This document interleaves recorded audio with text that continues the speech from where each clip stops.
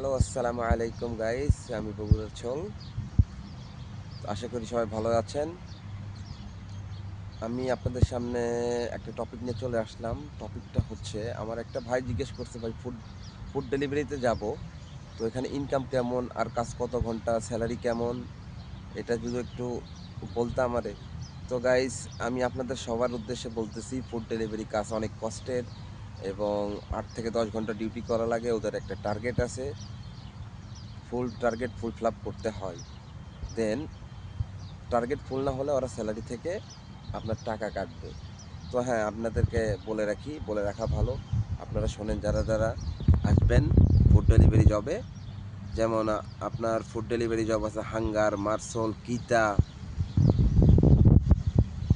জাহেজ, যে কোনো একটা শরিকাতে অবশ্যই আসবেন। শরিকা মানে কোম্পানিতে তো অবশ্যই আসবেন। আপনারা আসার পরে বাইক নিয়ে ডিউটি করতে হবে। কোম্পানি আপনাদেরকে প্রোভাইড করবে কি কি জানেন? বাইক, পেট্রোল, মোবাইল, ইন্টারনেট, সব কোম্পানি প্রোভাইড করবে আপনাদেরকে। তো আপনারা আসতে পারেন, সমস্যা নাই। স্যালারি হয়তো কোনো কোনো কোম্পানিতে আলাদা আলাদা স্যালারি আছে। কোনো কোম্পানিতে 1600, কোনো কোম্পানিতে 1800। এখন আপনাদের কে কী বলছে সেটা তো আর আমি জানি না। সো আপনারা ট্রাই করতে পারেন, আসতে পারেন। ফুড ডেলিভারি জব ভালো। আর বাংলাদেশ থেকে অবশ্যই বাইকটা চালায় শিখে আসবেন।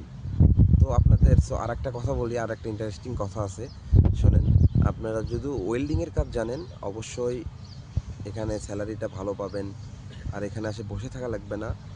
ওয়েল্ডিংয়ের কাজের এখানে বহুত ডিমান্ড, ঠিক আছে? ওয়েল্ডিংয়ের কাজটা আপনারা করতে পারেন যদি আপনারা চান। আর যদি বলেন না আমরা ফুড ডেলিভারিতে আসবো, ফুড ডেলিভারিতে আসতে পারেন। Otherwise electrician, welding, plumber, carpenter, এসব কাজ জানা থাকলে সবচেয়ে ভালো।